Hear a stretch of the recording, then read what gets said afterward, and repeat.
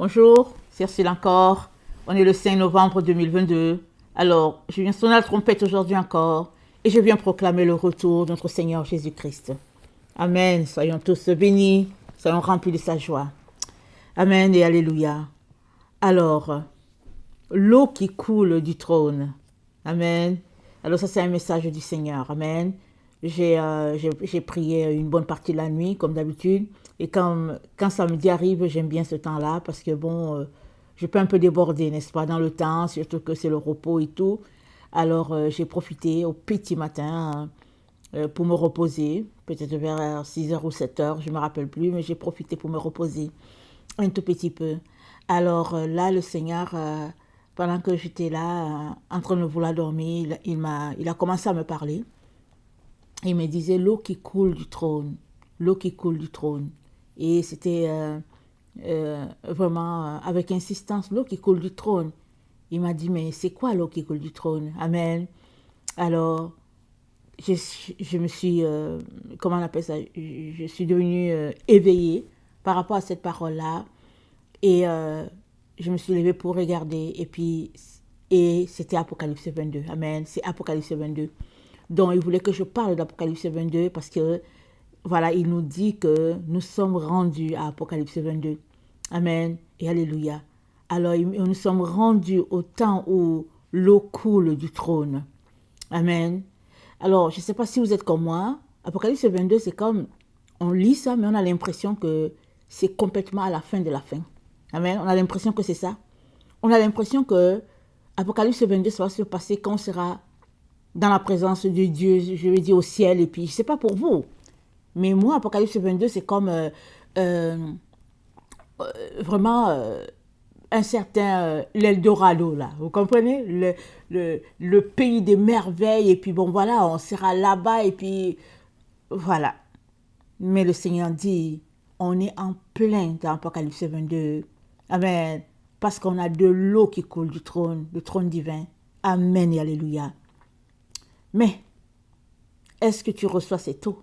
Amen. Est-ce que tu reçois cette eau ou bien est-ce que tu es toujours en train de consommer la vieille eau? L'eau boueuse. Moi, je viens t'encourager vivement à changer de réservoir d'eau. Amen. Alors, si tu continues de boire l'eau boueuse que tu as l'habitude de boire, tu vas assécher. Mais si tu bois l'eau fraîche, l'eau pure, l'eau limpide qui sort du trône de Dieu, tu vas vivre. C'est ça qu'il nous a accordé dans ce temps où nous sommes. Et les messages qui vont suivre vont beaucoup s'arrêter là-dessus. Je vais beaucoup m'étendre là-dessus, amen, par la grâce de Dieu, pour pouvoir nous apporter à tous le nécessaire pour qu'on puisse nous désaltérer à cette eau-là. Amen. Que son nom soit béni éternellement d'ailleurs. Alors, Apocalypse 22, je vais lire. Et après, je vais apporter ce que le Seigneur m'a donné. Amen. On bénit son nom. Il est bon, notre Dieu. Il est glorieux. Amen. Alors. Et il me montra un fleuve d'eau de la vie, limpide comme du cristal, qui sortait du trône de Dieu et de l'agneau. Amen. Je suis dans Apocalypse 22, le verset 1. OK? Verset 2. Au milieu de la place de la ville et sur les deux bords du fleuve, il y avait un arbre de vie, produisant 12 fois des fruits, rendant son fruit chaque mois et dont les feuilles servaient à la guérison des nations. Il n'y aura plus d'anathème. Amen. Le trône de Dieu et de l'agneau sera dans la ville. Ses serviteurs le serviront et verront sa face. Amen. Et son nom sera sur leur front. Il n'y aura plus de nuit. Ils n'auront besoin ni de lampe ni de lumière, parce que le Seigneur Dieu les éclairera, et ils régneront au siècle des siècles. Amen. Et il me dit, ces paroles sont certaines et véritables. Et le Seigneur, le Dieu des esprits, des prophètes, a envoyé son ange pour montrer à ses serviteurs les choses qui doivent arriver bientôt. Et voici, je viens bientôt, heureux celui qui garde les paroles de la prophétie de ce livre. C'est moi, Jean, qui ai entendu et vu ces choses. Et quand j'ai entendu et vu, je tombais aux pieds de l'ange qui me les montrait pour l'adorer. Mais il me dit, garde-toi de le faire. Je suis ton compagnon de service et celui de tes frères les prophètes et de ceux qui gardent les paroles de ce livre. Adore Dieu. Et il me dit, ne scelle pas les paroles de la prophétie de ce livre, car le temps est proche. Que celui qui est injuste soit encore injuste, que celui qui est souillé se souille encore, et que le juste pratique encore la justice, et que celui qui est saint se sanctifie encore. Voici, je viens bientôt, et ma rétribution est avec moi pour rendre à chacun selon ce qui est son œuvre. Je suis l'alpha et l'oméga, le premier et le dernier, le commencement et la fin. Amen et alléluia. Donc, voilà le texte que le Seigneur nous donne aujourd'hui. Et de la parole que j'ai reçue, il me dit, l'eau qui coule du trône, avec insistance, l'eau qui coule du trône, c'est quoi l'eau qui coule du trône? Amen. Et finalement, il m'a dit, l'eau qui coule du trône, c'est Apocalypse 22. Amen. Et on est en plein dedans. Le temps dans lequel nous sommes, c'est le temps où Apocalypse 22 est en train de se réaliser. C'est ça qu'il faut que tu comprennes. Maintenant, la question, elle est celle-ci. Pourquoi est-ce qu'on n'est pas encore enlevé? Pourquoi on est encore ici? Amen. Garde bien cette question-là. Je vais répondre à cela dans la seconde vidéo, ok? Pas dans celle-là. Je vais répondre à cela dans la seconde vidéo, mais ce serait bien que quand tu finis d'écouter celle-là, tu écoutes l'autre vidéo, parce que le message, je l'ai déjà préparé. Amen. Alors, il me montrait un fleuve d'eau de vie, limpide comme du cristal, qui sortait du trône de Dieu et de l'agneau. On sait que ces derniers temps, nous avons été nourris de la parole de Dieu, la vraie. Pour ceux qui m'écoutent, amen, vous savez que Dieu nous a donné la vraie doctrine. Amen. Et je ne dis pas que je suis la seule qui la connaît. J'imagine que la terre est vaste. Moi, je prêche plus en français.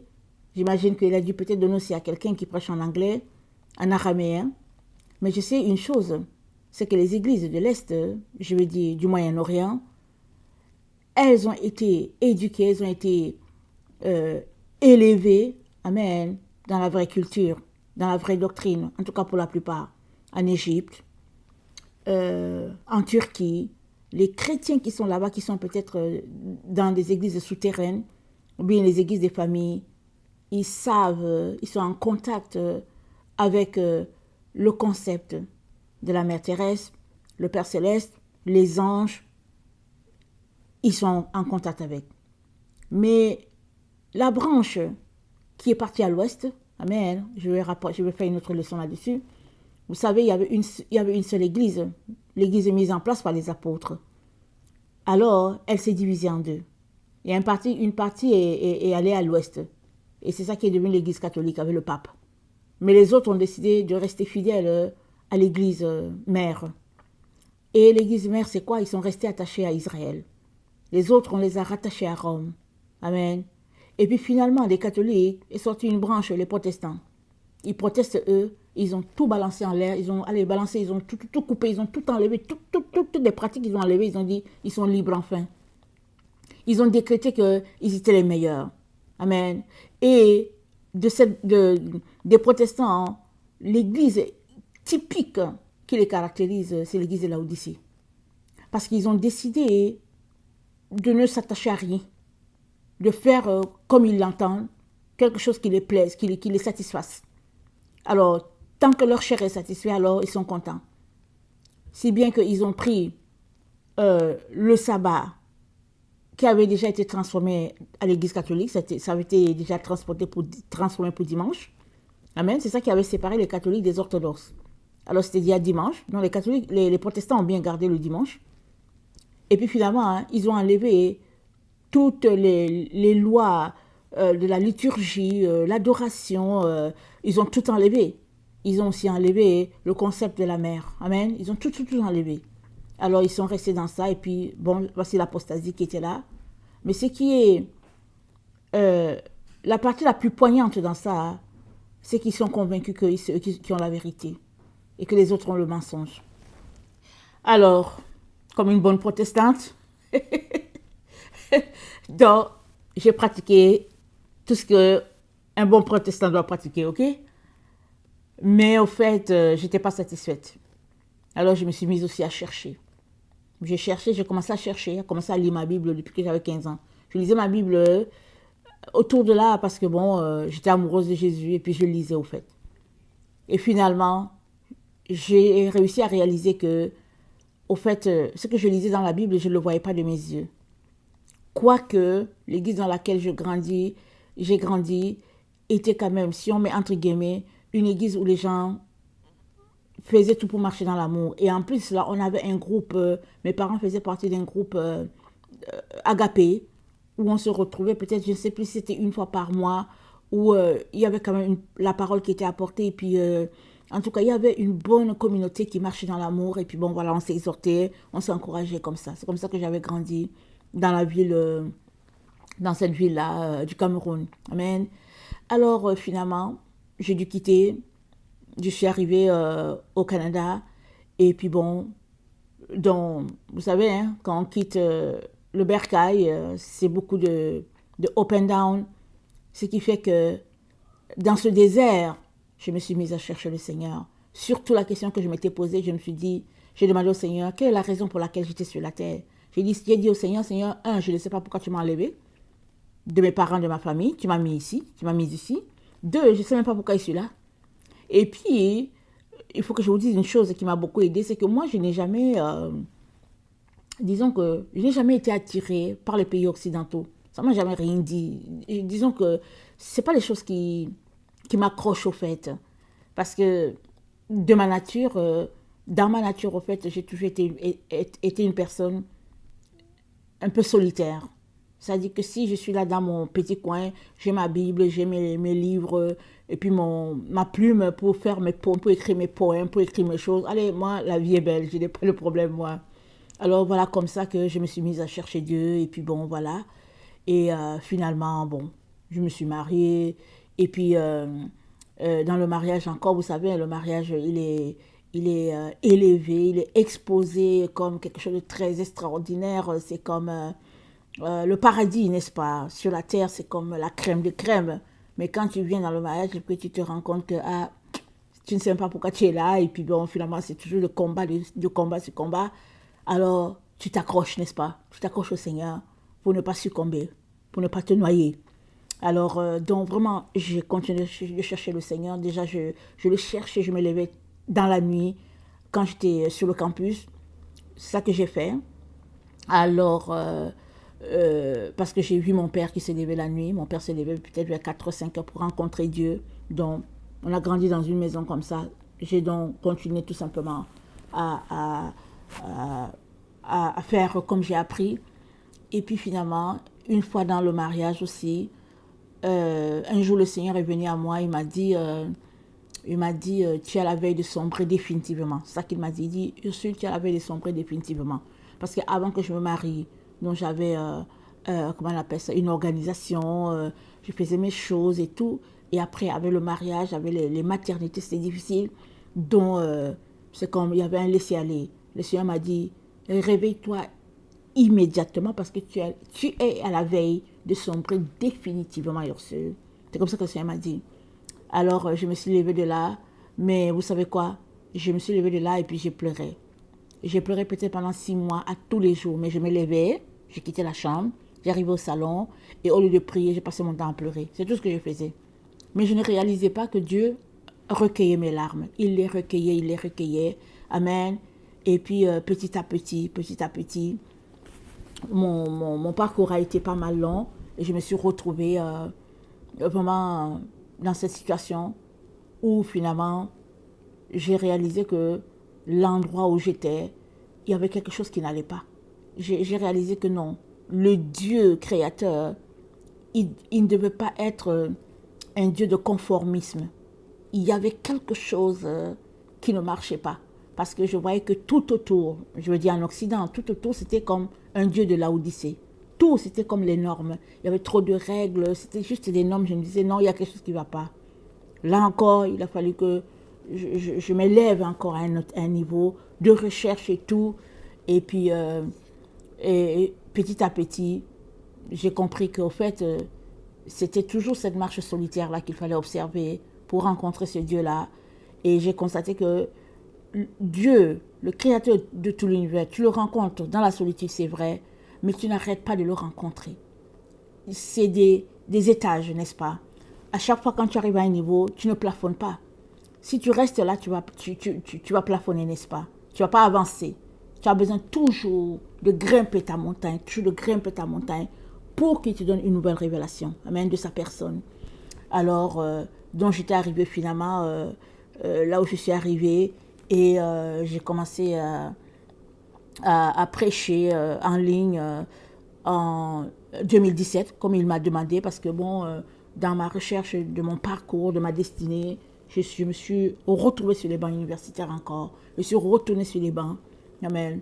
Alors en 2017, là il m'a dit, mais qu'est-ce que tu fais ici? Il faut rentrer à la maison. Il faut rentrer à la maison et puis j'ai quelque chose pour toi en ligne. Mais moi je ne savais pas c'était quoi, n'est-ce pas? Parce que, en tout cas, je ne pensais pas du tout à prêcher. Et c'est comme ça qu'il m'a dit qu'il m'appelait à annoncer son retour. Il m'a dit, l'antichrist est là, le faux prophète est là, tout est là. Il dit, tout est là pour que la fin arrive. Alors si tu restes ici, tu ne pourras pas être prête avec ton monde. Tu as besoin d'annoncer mon retour. Et puis, donc il m'a dit d'aller avec la force que j'avais. Et c'est comme ça que je me suis mise à prêcher, à préparer le message et puis à annoncer le retour du Seigneur. Et chemin faisant, je me suis rendu compte que,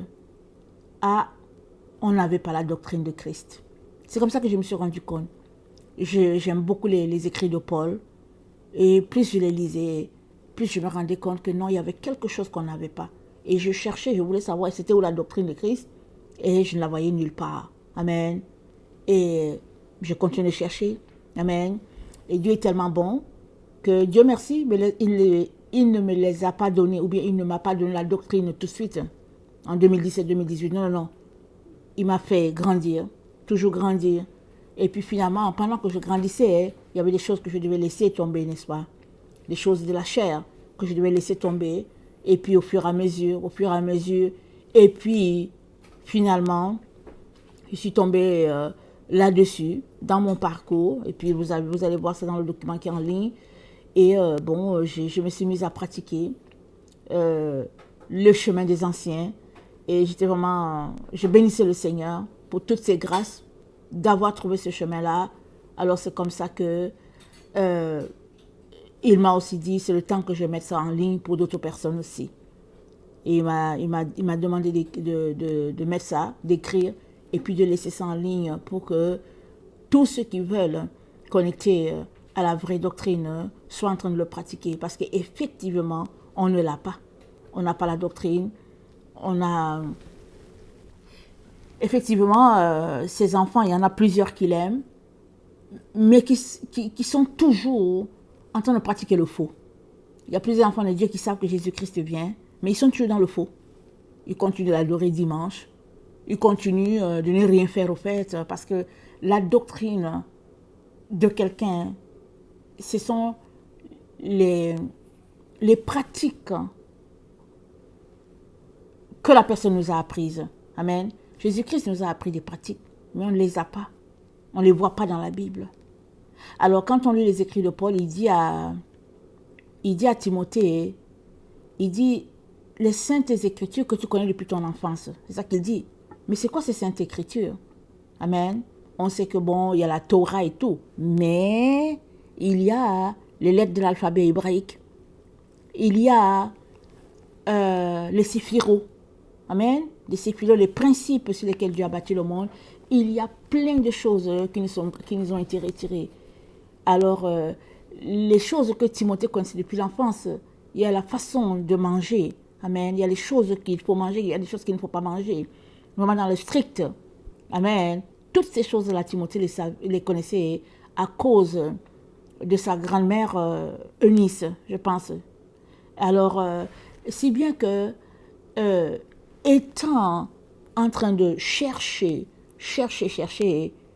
j'ai pu, amen, tomber sur ce qui se passait dans le groupe avec les Jean-Baptiste, et les Pierre, l'apôtre Jean et tout ça.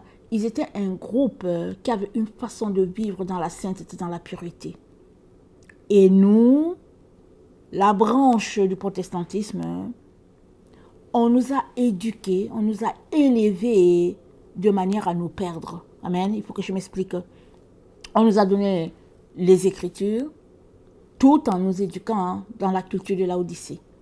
Et qu'est-ce que Jésus-Christ a dit à Laodicée? Il a dit à Laodicée, je te vomirai. Je vais te vomir parce que tu n'es ni chaud ni froid. Parce que tu t'intéresses aux choses du monde. Parce que tu es dans la nudité et puis tu penses que tu es habillé. Parce que tu es complètement aveugle, mais tu te dis que tu vois. Parce que tu es tellement pauvre, mais tu te convaincs que tu es riche. Voilà notre génération. Voilà notre époque. On est carrément éduqué à l'encontre de ce que Dieu le Père attend de nous. Amen. Donc après tout ce cheminement-là, alors je suis tombée là-dessus. Et il y avait aussi le timing. Il y avait un timing pour mettre ça en ligne. Et le jour que j'avais réussi à le mettre en ligne, le Seigneur m'a dit bravo. Le Seigneur m'a dit bravo. Il m'a dit je suis très content. Il m'avait félicité et tout ça et tout. Et puis, il m'a donné encore un autre truc, un dernier que je devais faire. Amen. Et tout cela pour dire que, pour revenir au texte dans lequel nous sommes, tout cela pour dire que depuis, je pense le mois d'août, bien le mois de juillet, si j'ai bonne mémoire, depuis le mois de juillet 2022 ou bien le mois d'août, on a la véritable doctrine de Christ. Je ne dis pas que j'ai tous les éléments, ok? Mais je bénis le Seigneur et je n'ai pas de problème à ce que si le Seigneur ajoute, je vais ajouter ça dans le document. Je n'ai pas de problème. Mais au moins, par la grâce de Dieu, on sait aujourd'hui qu'il y a des choses qu'on doit faire pour demeurer dans cette lumière-là. Et c'est les pratiques que les anciens ont appliquées. Les personnes comme Enoch, les personnes comme Moïse, les personnes comme Élie, et puis les apôtres, ils ont pratiqué ces choses-là. Et Enoch a tellement bien pratiqué ces choses-là que le Seigneur lui a dit de mettre sur écrit toutes ces choses-là et de le laisser à la génération future, jusqu'à la génération de la fin. Et que lui, il serait plus. Et puis Dieu est venu, Dieu l'a pris. Amen. C'est écrit que Enoch ne fut plus. Enoch marchait avec Dieu et puis il ne fut plus parce que Dieu l'a pris. Et là encore, pas encore, là aussi, on nous a retiré le livre d'Enoch de la Bible. Jésus a étudié le livre d'Enoch, les apôtres l'ont étudié. Le livre d'Enoch est resté longtemps dans la Bible. On l'a enlevé, peut-être je ne sais pas à quel siècle, il a été ôté. Mais qu'est-ce qui fait qu'on l'a? On l'a à cause de l'église éthiopienne. L'église éthiopienne a gardé le livre d'Enoch dans sa Bible. Et si vous voyez bien les Éthiopiens, en tout cas ceux-là qui marchent avec le Seigneur, ils sont stricts dans leur conduite parce qu'ils ont mis en application ce que Enoch a dit. Mais à l'église de l'Ouest ou bien l'église occidentale, on nous a éduqués comme des personnes qui ont été libérées de toutes ces choses-là, nous disant qu'au fait, le sacrifice de Jésus-Christ sur la croix était suffisant pour quiconque ne pratiquait pas. Pourvu qu'il dise seulement qu'il a été sauvé, qu'il se plonge dans l'eau et il est sauvé. C'est si bien que a été mis en place la fausse doctrine du salut, le salut par grâce. Ça a été mis une fausse doctrine. Voilà, sauver un jour, sauver toujours. Cette doctrine a été mise en place, mais cette doctrine-là, elle est vraiment des profondeurs de l'enfer. Parce qu'elle conduit beaucoup de gens en enfer.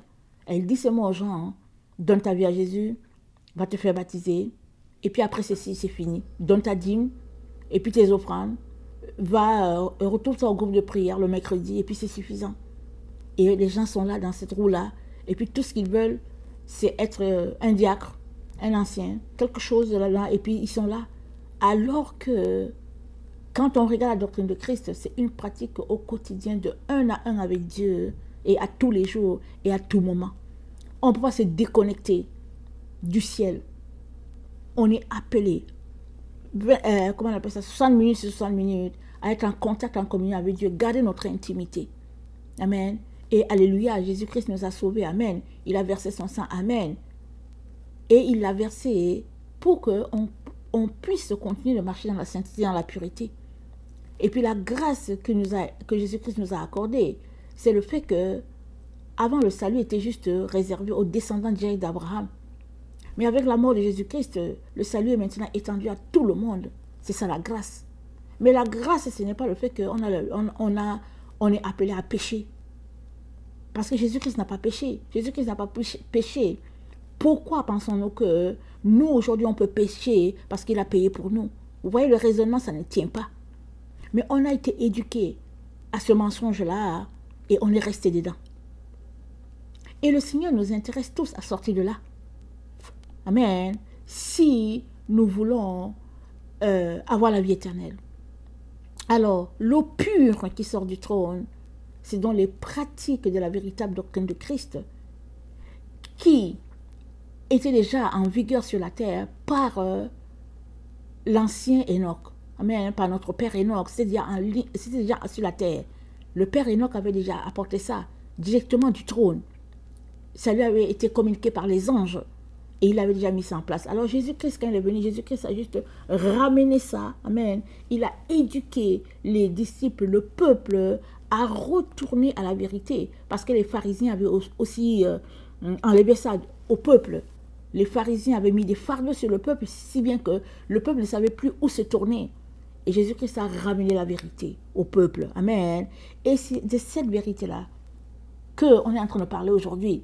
C'est ça quand Dieu dit, il dit que l'eau de vie limpide comme l'eau de cristal qui sortait du trône de Dieu.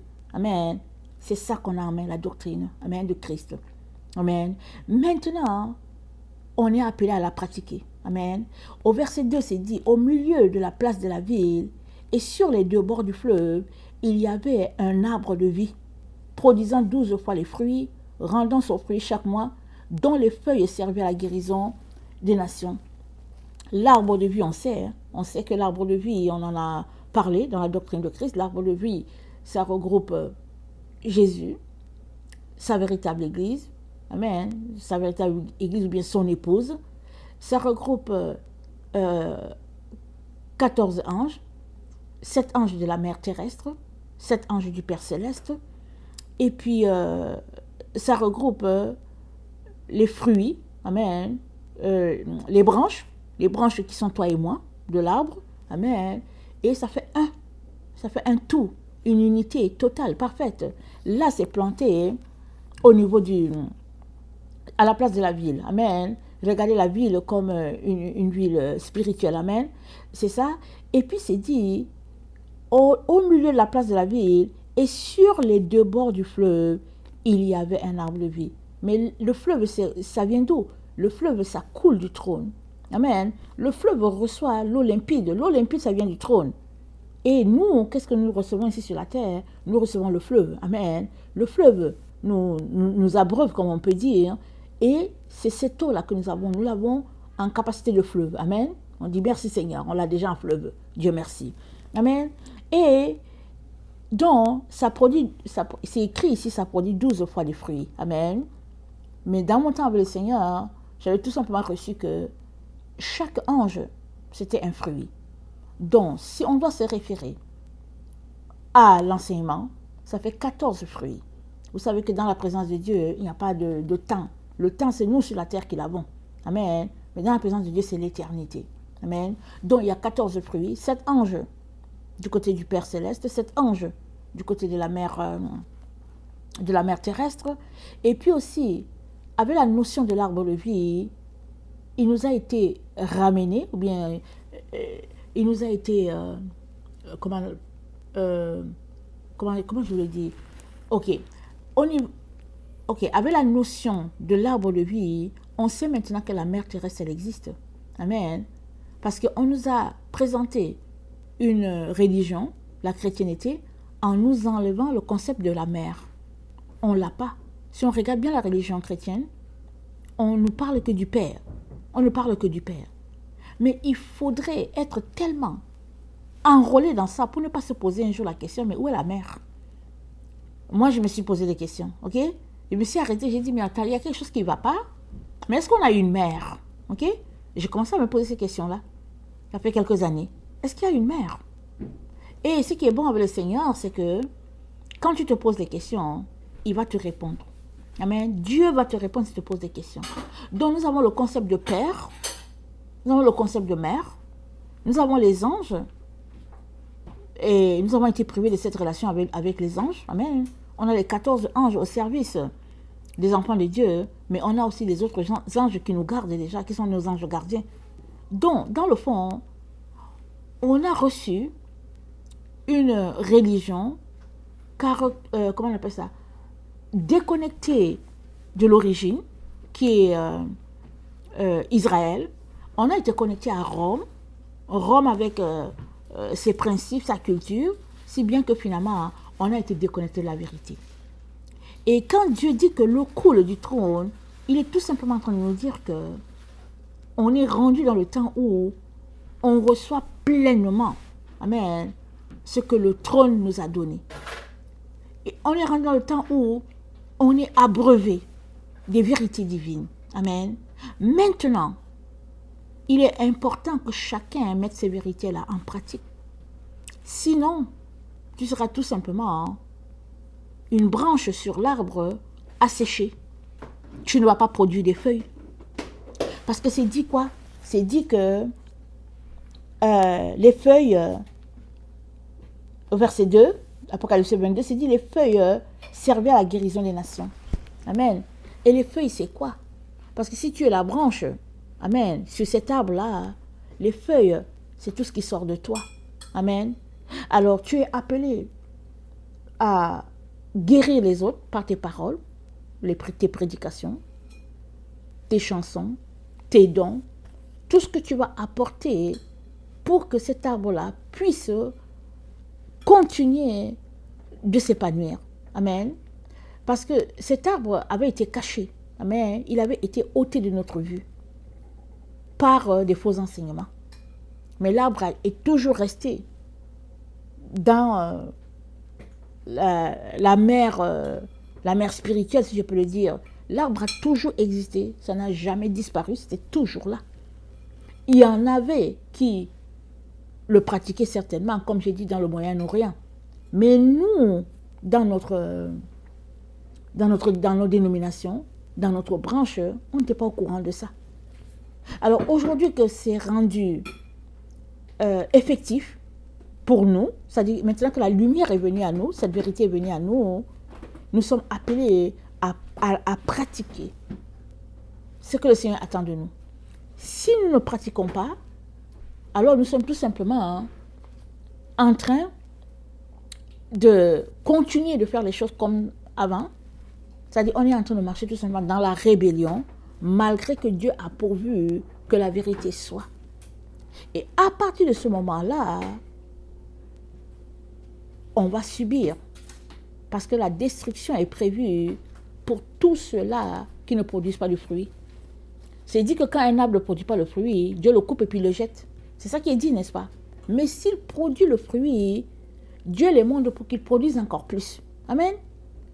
Alors, toi et moi sommes appelés à pratiquer la véritable doctrine. Amen. Dans Apocalypse 22, le verset 3, c'est dit ceci: il n'y aura plus d'anathème. Le trône de Dieu et de l'agneau sera dans la ville. Pourquoi est-ce qu'il n'y aura plus d'anathème? C'est parce que le Seigneur nous a parlé récemment, n'est-ce pas? Dans un message, il a dit qu'il a marqué ses enfants. Amen. Les enfants de Dieu ont été déjà marqués. Sur toute la terre, ils ont été marqués. Alors maintenant, ça dépend à quel moment chacun va rentrer à la maison, ou bien certains seront là jusqu'à ce que Jésus-Christ vienne. Amen. Alors, les enfants de Dieu sont marqués. Et ils sont marqués du sceau de Dieu. Le sceau de Dieu, nous savons, c'est le table, et puis le table, nous savons, c'est la croix. Amen, la croix de notre Seigneur. Donc, ils sont marqués, mais la Bible nous dit aussi quoi? Dans Apocalypse 20, il nous est dit ceci. Il est dit: et je vis des trônes, et à ceux qui s'y assirent fut donné le pouvoir de juger. Et je vis les âmes de ceux qui avaient été décapités, à cause du témoin de Jésus, et à cause de la parole de Dieu, et de ceux qui n'avaient pas adoré la bête, ni son image, et qui n'avaient pas reçu la marque sur leur front et leurs mains.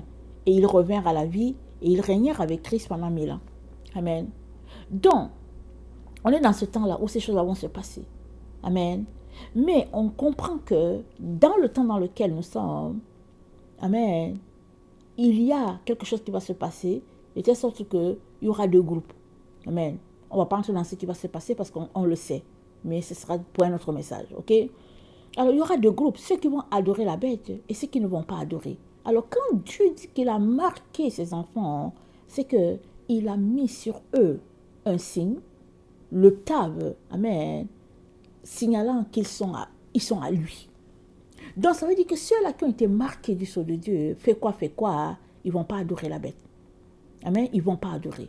Alors, rappelons-nous comment, quand Abel a été tué par son frère, amen, Dieu a dit à son frère, je t'ai marqué. Cette fois, tu voudras mourir, mais les gens ne vont pas te tuer. Tu es marqué tout simplement. Parce qu'il avait tué son frère Abel. Amen. Alors, donc, c'est un type comme ça. Un type marqué, ça veut dire que tu as, comment on appelle ça là? Un signe sur toi qui fait que la chose que Dieu s'attend à que tu fasses, tu vas le faire. Amen. Alors, dans Ézéchiel 9 aussi, on l'a lu récemment, c'est que dans Ézéchiel 9, le verset 4 nous parle de quelque chose là qui est là, c'est dit, je vais commencer au 3. La gloire du Dieu d'Israël s'éleva du chérubin sur lequel elle était et se dirigea vers le seuil de la maison. Et il appela l'homme vêtu de lin et portant une écritoire à la ceinture.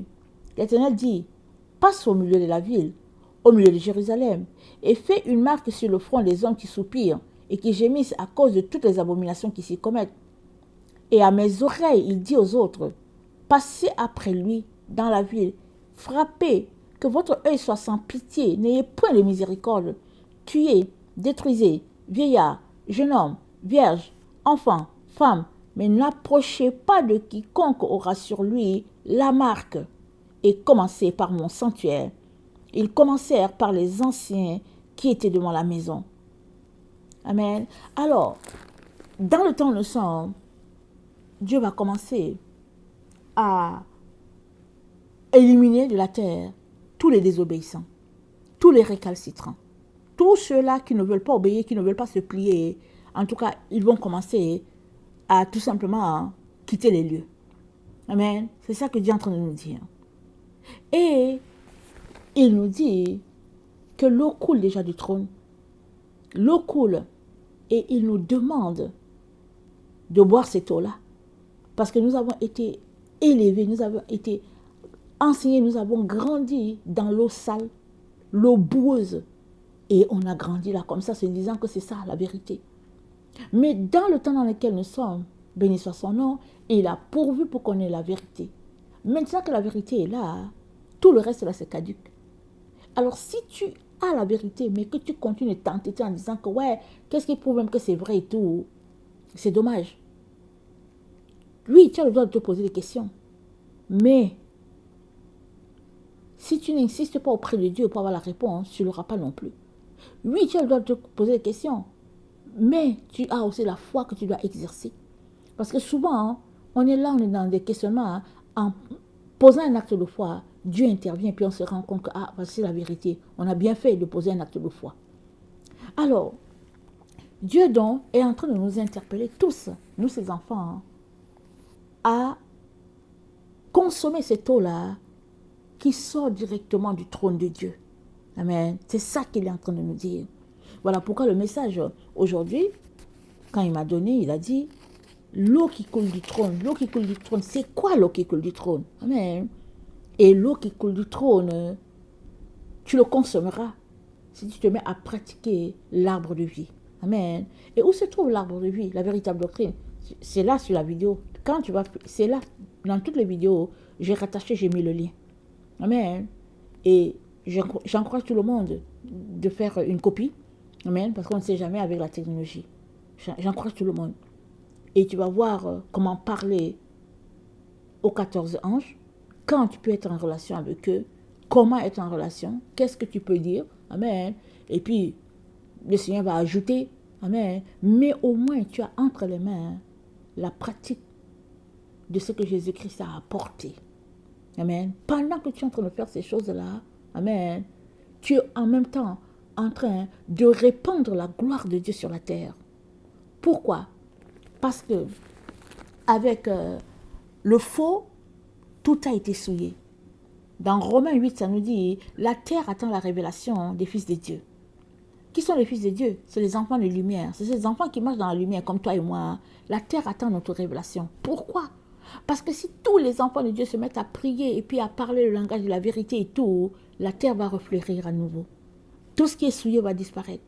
La verdure sera à nouveau contente. Les animaux, tout ça, ils seront heureux. Et qu'est-ce qu'il dit dans Isaïe? C'est dit quoi? Que l'agneau dormira dans le même gîte que le lion. Mais pourquoi? Pourquoi est-ce que ce sera possible? C'est parce que toi et moi, nous n'allons plus les manger. Toi et moi, nous n'allons plus manger l'agneau. Toi et moi, nous allons les laisser en paix. Parce qu'on va retourner à ce que Dieu a dit au début, dans Genèse 1. Qu'est-ce que Dieu a dit à Genèse 1? Dieu a dit, on va lire cette partie-là. Parce que la terre a été souillée avec les enseignements des anges déchus. Azazel et tous ceux qui sont venus apprendre à l'humain la sorcellerie, la magie, à manger les êtres faits par Dieu. Amen. Parce que c'est dit dans Genèse 1,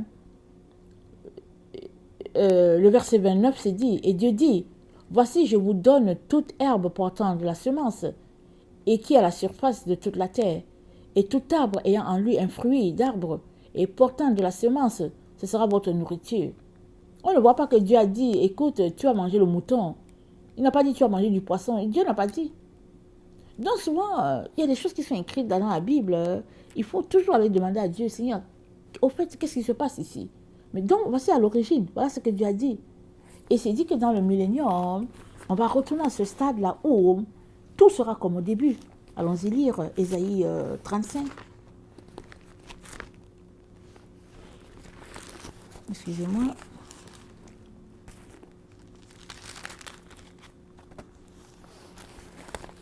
« 35. Le désert et le pays aride se réjouiront. La solitude s'égayera et fleurira comme un narcisse. Elle se couvrira de fleurs et tressaillera de joie, avec chants d'allégresse et cris de triomphe. La gloire du Liban lui sera donnée, la magnificence du Carmel et du Saron. Ils verront la gloire de l'Éternel, la magnificence de notre Dieu. Fortifiez les mains languissantes et affermissez les genoux qui chancellent. Dites à ceux qui ont le cœur troublé, prenez courage et ne craignez point. Voici votre Dieu, la vengeance viendra, la rétribution de Dieu. Il viendra lui-même et vous sauvera. Alors s'ouvriront les yeux des aveugles, s'ouvriront les oreilles des sourds. Alors le boiteux sautera comme un cerf, et la langue du muet éclatera de joie, car les eaux jailliront dans le désert, et des ruisseaux dans la solitude. Le mirage se changera en étang, et la terre desséchée en source d'eau. Dans le repère qui servait de gîte au chacal, croîtront des roseaux et des joncs. Il y aura là un chemin frayé, une route, qu'on appellera la voie sainte. Nul impur n'y passera. Elle sera pour eux seuls. Ceux qui la suivront, même les insensés ne pourront s'égarer. Sur cette route, point de lion, nulle bête féroce ne la prendra. Nul ne s'y rencontrera. Les délivrés y marcheront. Les rachetés de l'Éternel retourneront. Ils iront à Sion avec chant et de triomphe, et une joie éternelle couronnera leur tête. L'allégresse et la joie s'approcheront. La douleur et les gémissements s'enfuiront. Amen. Alors, tout le monde sera en joie. Amen. Mais pourquoi? Pourquoi tant de joie? Parce que Dieu a pourvu pour que le peuple sorte du désert. Amen. Le peuple était dans le désert. Alors, c'était, comment on appelle ça? C'était difficile. C'était un temps aride, comme on lit au verset 1 de Ésaïe 35. Alors, c'était les prières, parce que c'est dit, fortifiez les mains languissantes, affermissez les genoux qui chancellent, parce que dans ce désert où les enfants de Dieu ont été plongés, c'est ça qu'on est en train de faire. On ne fait que prier, on ne fait que supplier. Et puis l'église de Jésus-Christ est dans le désert. Amen. Si tu ne le sais pas, au moins depuis 2020, tu sais que l'église est dans le désert. En tout cas, les gens qui cherchent leur Dieu là, ils ont fui depuis longtemps les églises. Ils sont chez eux en train de dire que Seigneur, sauve-moi, sauve-moi Jésus. Et dans ce désert où la terre a été plongée, Amen. Parce qu'on s'est réveillé un matin pour se rendre compte que, ça chauffe sur la terre. Mais dans ce désert où on a été plongé, alléluia, Dieu a pourvu. Il a pourvu pour qu'on ait de l'eau pure. Amen. Qui sort du trône et qui vient abreuver nos fleuves. Amen. Nos fleuves, elles sont où? Elles sont dans nos maisons. Elles sont dans nos réunions.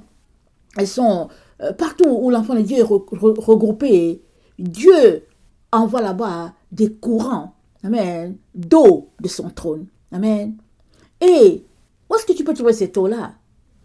Vas-y, regardez la véritable doctrine de Christ. Vas-y. Cette vidéo-là, si tu finis de l'écouter, et tu regardes sur le site, plusieurs autres vidéos. Prends, va tirer, va faire une photocopie. Amen. Et mets-toi à pratiquer la véritable doctrine. Alors que tu la pratiques, tes nerfs revivront. Amen. Tes cellules reprendront vie.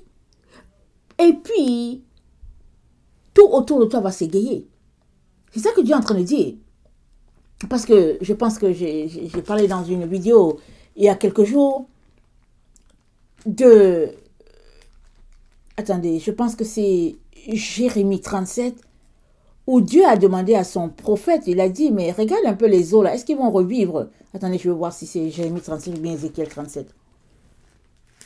On dirait que c'est Ézéchiel 37. Donc, dans Ézéchiel 37, Dieu demande au prophète, il dit, regarde dans la vallée, Dieu l'amène dans une vallée. Dieu lui dit, regarde, qu'est-ce qu'il y a là? Regarde les ossements qui sont là. Et puis, est-ce qu'il y a espoir? Et puis, Ézéchiel dit, Seigneur, tu sais, moi je ne sais pas. Et puis, Dieu lui dit, regarde, Dieu a envoyé son vent. Dieu l'a dit de prophétiser. Ézéchiel 37, le verset 7. Et il a prophétisé. Il dit, je prophétisais selon l'ordre que j'avais reçu. Et comme je prophétisais, il y eut un bruit. Et voici, il se fit un mouvement. Et les eaux s'approchèrent les uns des autres. Je regardais, et voici, il leur vint des nerfs, la chair crue, et la peau les couvrit par-dessus. Mais il n'y avait point un nœud d'esprit. Et il me dit, prophétise et parle à l'esprit. Prophétise, fils de l'homme, et dis à l'esprit, ainsi parle le Seigneur l'Éternel. Esprit, viens des quatre vents, souffle sur ces morts, et qu'ils revivent. Je prophétisais selon l'ordre qu'il m'avait donné, et l'esprit entra en eux, et ils reprirent vie, et ils se tinrent sur leurs pieds. C'était une armée nombreuse, très nombreuse. Alléluia, Seigneur. Il me dit, fils de l'homme, ces eaux, c'est toute la maison d'Israël. Voici, ils disent, nos eaux sont desséchées. Notre espérance est détruite. Nous sommes perdus. Prophétise donc et dis-leur, ainsi parle le Seigneur l'Éternel. Voici, j'ouvrirai vos sépulcres. Je vous ferai sortir de vos sépulcres, ô mon peuple, et je vous ramènerai dans le pays d'Israël. Et vous saurez que je suis l'Éternel lorsque j'ouvrirai vos sépulcres et que je vous ferai sortir de vos sépulcres, ô mon peuple. Je mettrai mon esprit en vous et vous vivrez. Je vous rétablirai dans votre pays et vous saurez que moi, l'Éternel, j'ai parlé et agi, dit l'Éternel. Amen. Mais ici, il ne s'agit pas des eaux, des Israélites qui sont morts depuis longtemps, depuis le temps de Moïse. Tous ces gens-là sont devenus de la poussière. Il s'agit de nous autres, toi et moi. Nous qui avons reçu la mort à cause de la mauvaise eau. On marche sur nos deux pieds alors qu'on est mort. Alors on est juste là séché, on est là, on dit que ouais, alléluia, Jésus m'a sauvé, oh, Jésus m'a sauvé, mais on est mort. Puisque ce qui nous donne la vie, la véritable doctrine, on ne l'a pas. Amen. On ne l'a pas. Et Dieu dit à Ézéchiel, mais est-ce que toi tu penses que ces gens-là, ils vont revivre? Ils sont dans une vallée là. Est-ce qu'ils vont revivre? Et effectivement, nous avons été plongés dans la vallée depuis des siècles. Ils nous ont plongés dans la vallée. Et puis on est là, on s'est fait juste des disputes et des chicanes. Oh non, mais lui, il est catholique. Et puis bon, lui, il est presbytérien. Et que ouais, lui, là. Et puis bon, c'est les pentecôtistes. Et puis lui, il ne parle pas la langue. Et puis lui, il a fait comme si c'est tout ce qu'on fait. Dans la vallée où nous sommes là. En train de se chicaner, en train de se lancer la boue, etc., etc. Mais Dieu dit à son prophète, il dit prophétise seulement, prophétise sur eux. Parce que ces eaux-là, ils doivent revivre. Et puis, il a vu comment les nerfs ont repris. Ils ont repris vie, n'est-ce pas? Avec la parole, avec la véritable eau, la vie vient. Amen. Mais il y avait quelque chose qui manquait. Il leur manquait l'Esprit de Dieu. Alors Dieu a déversé. Et je vais vous dire une chose, il faut que tu le prennes. Ce jour-là, on est le 5 novembre. Prends-le. Prends-le. En plus de ce que Dieu est en train de te réveiller, alors que tu t'en vas pratiquer la véritable doctrine, Dieu va déverser sur toi le flot de son Esprit Saint. Ça va déborder, tu vas parler en langue, prophétiser, tu vas donner, tu vas voir des rêves. Il dit, j'ai répandu mon esprit sur toute chair. Vos fils et vos filles prophétiseront, ils auront des rêves, les jeunes gens auront des visions. Mais ça sera terrible sur la terre. Pourquoi? Parce que la Bible dit, la terre sera remplie de la gloire de Dieu, de la connaissance de Dieu, comme l'eau couvre le fond de la mer. Comme l'eau. Amen. Et nous sommes là, en train de boire cette véritable eau-là. Voilà pourquoi je te demande, toi qui m'écoutes, de ne pas négliger ce que tu es en train d'entendre. C'est vrai que ça vient de ça vient de la bouche d'une femme, d'une ménagère comme on dit. Ça vient de là. Amen. Mais Dieu aime les ménagères. Amen. Là où souvent on pense qu'il va aller par là-bas, il va cogner, c'est par là-bas que la porte va venir, et puis Dieu va cogner, et puis c'est par là que ça va venir. Non. Souvent ça vient de la bouche d'un enfant. Soit ça vient de la bouche de quelqu'un qui n'a pas de valeur. C'est parce que Dieu, il aime les gens qui sont comme ça. Voilà pourquoi ça vient de la bouche de quelqu'un comme moi. Une ménagère là dans sa maison, c'est tout. Mais je vais te dire, ne néglige pas ce que tu es en train d'entendre. Parce que tous les enfants de Dieu vont se tenir debout comme un homme. Ils ont été assez maltraités spirituellement. Ils ont été... on leur a ôté la vérité. On les a mis dans une vallée afin de les tuer à tout jamais. Mais Dieu, le Dieu d'Israël, le Dieu puissant, le Dieu créateur, il se souvient de ses enfants. Et nous sommes dans ce temps-là où tout est en train de revivre. Et il te dit, mon fils, ma fille, pourquoi toi périras-tu? Pourquoi périras-tu en train de boire la mauvaise eau? Mais maintenant, ça demande que tu t'arraches toi-même à ton eau boueuse. Que tu t'arraches toi-même à ton eau boueuse.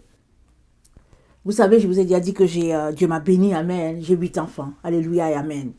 Alors un jour, il y a une personne qui priait pour moi, et puis elle a vu mes enfants. Hein.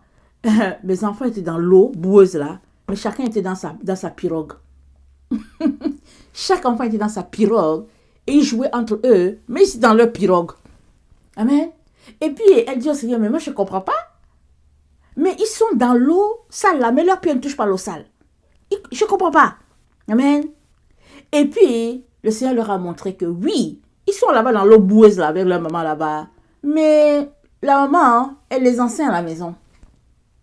Ils n'ont pas touché l'eau boueuse. Et quand elle a vu ça, c'était aussi un réconfort pour moi, n'est-ce pas? Et j'étais contente. J'ai béni le Seigneur. Je l'ai loué pour ses grâces, pour son amour. Amen. Parce que quand il t'envoie un rêve comme ça, une vision comme ça, il est tout simplement en train de t'encourager. Parce que si tu as 8 et qu'il y a un dedans qui a plongé les pieds dans l'eau sale, ce sera compliqué. Mais elle a vu son rêve parce qu'elle priait, elle suppliait le Seigneur pour moi. Elle disait, Seigneur, mais comment elle va faire cette femme-là et tout et tout. Mais le Seigneur dit, attends, je vais te montrer ce qui se passe avec elle au fait. Alors, non seulement elle m'a vu, j'étais loin de l'eau boueuse, et pendant qu'elle a vu les enfants dans l'eau boueuse, chacun était dans sa pirogue. Et ils jouaient leur ballon, ils se lançaient l'un à l'autre, mais chacun dans sa pirogue, 8 pirogues dans l'eau boueuse. Donc, quand le moment est venu de fuir, on a fui tous. On est sortis en courant. On a dit non, c'est bon. Et ça, c'est la grâce de Dieu.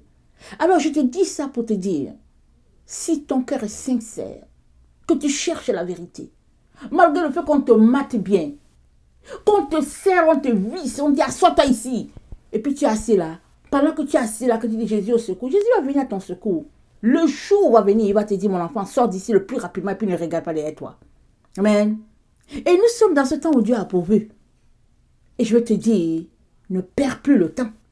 Si tu continues de rester dans l'eau boueuse, quand la destruction va venir, ça va t'emporter. Et je répète ce que le Seigneur m'a dit.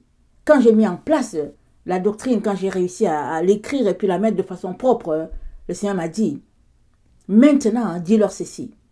Toute personne qui va pratiquer la véritable doctrine, elle ne périra pas. Parce que c'est la vie qui lui a été injectée. Mais s'il arrive que la mort la surprenne, elle va faire partie des personnes qui vont ressusciter. Amen. Elle va ressusciter. Comme c'est dit dans Apocalypse 20, le verset 4. Par contre, si elle ne pratique pas la véritable doctrine, qu'elle reste dans la saleté qui vous a été apprise, qui vous a été enseignée pendant des générations, si la mort les surprend, ben, ils ne vont pas ressusciter. Ils vont juste se retrouver précipités dans les abîmes. Alors je vous dis donc ce que le Seigneur m'a dit en ce mois d'août. Je pense que c'est en août qu'il m'avait parlé de ça, août 2022. Amen. Alors, tout cela pour dire que notre Dieu est bon. Amen. Alléluia. Il est très très bon. Alors, attendez, je vais regarder ma leçon. Ok, je reviens dans Apocalypse 22. Je vais juste parler d'un élément très important. Ok? Apocalypse 22.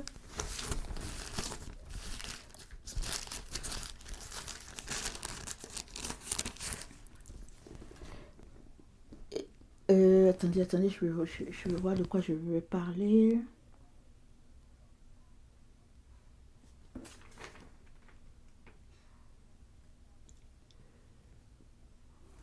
Ok, dans Apocalypse 22, c'est dit ceci: au milieu de la place de la ville et sur les deux bords du fleuve, amen, il y avait un arbre de vie. Les deux bords du fleuve, un bord du côté Père céleste, l'autre bord Mère terrestre, amen. Il y avait un arbre de vie, produisant 12 fois les fruits, rendant son fruit chaque mois, et dont les feuilles servaient à la guérison des nations. Alors je voulais parler des bords du fleuve, les deux bords du fleuve. Un bord, le Père céleste, l'autre bord, la Mère terrestre. Mon frère, ma soeur, il est très important que tu prennes soin de ta mère, ok? Très, très important. Alors, la nature a été détruite. Amen. Elle a été détruite avec toutes sortes d'histoires. La nature a été polluée, souillée. On a coupé, tous les arbres ont été coupés. Et puis finalement, ils disent que oui, réchauffement climatique. Toutes sortes d'histoires. Alors que c'est eux qui mettent ça, ils disent que réchauffement climatique. Mais écoute bien ça. On est appelé à consommer les produits de la mer. Amen. Donc, au début de la vidéo, j'avais parlé quelque part qu'il fallait arrêter de manger les animaux, tout ça là. Je viens nous encourager à manger santé. Je sais que c'est pas facile. Quand on s'est habitué à manger la viande, le matin on se lève, on mange. Il y a des gens dès qu'ils se réveillent, il leur faut la viande. Vous voyez? Il faut sortir de là. Dieu a pourvu, il y a des noix, il y a des légumes, et puis il faut apprendre à les manger. Alors, il y a le spaghetti que tu peux faire, le macaroni, tout ça. Et puis c'est très bon. Il faut sortir de ces choses-là qui te rendent esclave. Pourquoi? Pourquoi est-ce que c'est important que tu puisses prendre soin de ta mère terrestre? Qui est la terre que Dieu nous a donnée. Nous sommes nés de la terre. Dieu a pris l'argile et il nous a fait de l'argile, ok? Alors, pourquoi est-ce que c'est important de prendre soin de ta mère? Amen. Parce que toi, tu es en elle et elle est en toi. Amen. Elle est en toi. Alors, tant et aussi longtemps que tu manges ces produits, tu seras en santé. Amen. Vous savez, il fut un temps où j'avais beaucoup les migraines. Tellement les migraines. Et chaque fois que j'avais les migraines, le Seigneur me dit chaque fois, ok, j'avais les migraines, on essaie de prendre les aspirines, Tylenol et tout ça, et tout ça.